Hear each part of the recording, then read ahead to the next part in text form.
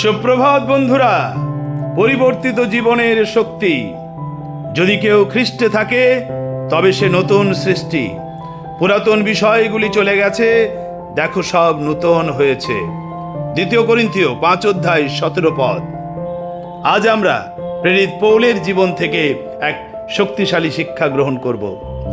পৌলের জীবন আমাদের দেখায় যে ঈশ্বরের করুণা কত অসাধারণ এবং একজন মানুষের জীবনকে কত গভীরভাবে পরিবর্তন করতে পারে। পৌলের পূর্ব নাম ছিল শৌল। তিনি তার্সো নগরে জন্মগ্রহণ করেছিলেন এবং তৎকালীন সময়ের একজন উচ্চ শিক্ষিত ধর্মীয় নেতা ছিলেন। তিনি ইহুদি ধর্মের প্রতি অত্যন্ত উৎসাহী ছিলেন, কিন্তু দুর্ভাগ্যবশত তিনি বিশ্বাস করতেন যে খ্রিস্টানরা ভুল পথে চলছে। তাই তিনি খ্রিস্টানদের নির্যাতন করতেন, অত্যাচার করতেন, তাদের কারাগারে পাঠাতেন এবং মণ্ডলী ধ্বংস করার চেষ্টা করতেন।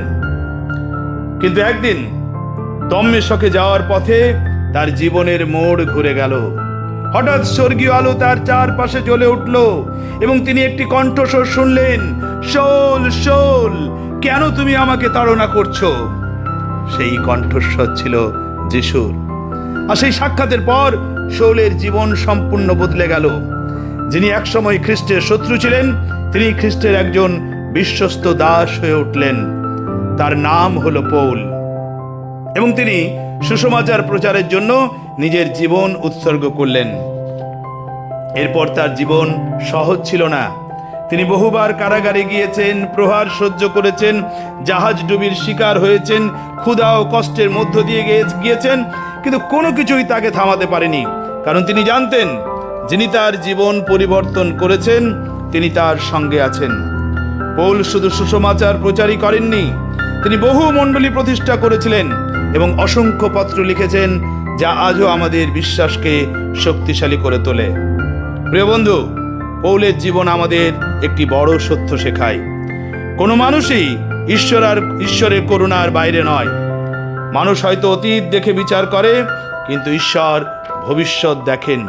তিনি এমন মানুষকেও পরিবর্তন করতে পারেন যাকে পৃথিবী আর আশা করে না। হয়তো আজ কেউ নিজের অতীত নিয়ে অনুতপ্ত, হয়তো মনে হচ্ছে অনেক ভুল হয়ে গেছে, হয়তো মনে হচ্ছে ঈশ্বর আর আমাকে ব্যবহার করবেন না। কিন্তু পৌলের জীবন ঘোষণা করে, ঈশ্বরের করুণা আমাদের অতীতের চেয়ে বড়। তিনি শুধু ক্ষমা করেন না, তিনি নতুন জীবনও দেন। তিনি ভাঙা মানুষকে পুনর্গঠন করেন এবং তাদের তার মহিমার জন্য ব্যবহার করেন। আজ আমরা মনে রাখি, খ্রিস্টে কোনো জীবনেই আশাহীন নয়। তার স্পর্শে একজন নির্যাতকও প্রেরিত হতে পারে, একজন পাপীও সাধু হতে পারে এবং একজন হারিয়ে যাওয়া মানুষও আশীর্বাদের পাত্র হতে পারে। তাই আসুন আমরা আমাদের অতীতের শৃঙ্খল থেকে মুক্ত হয়ে ঈশ্বরের নতুন পরিকল্পনার দিকে এগিয়ে যাই। প্রার্থনা করি, হে প্রভু, প্রেরিত পৌলের মতো আমাদের জীবনকেও পরিবর্তন করুন, আমাদের অতীতের ভুলগুলো ক্ষমা করুন এবং আপনার উদ্দেশ্যের জন্য আমাদের ব্যবহার করুন। আপনার করুণার শক্তিতে আমাদের নতুন মানুষে পরিণত করুন। যিশুর নামে প্রার্থনা চাই, আমিন। ভালো থাকুন, সুস্থ থাকুন, আবার দেখা হবে।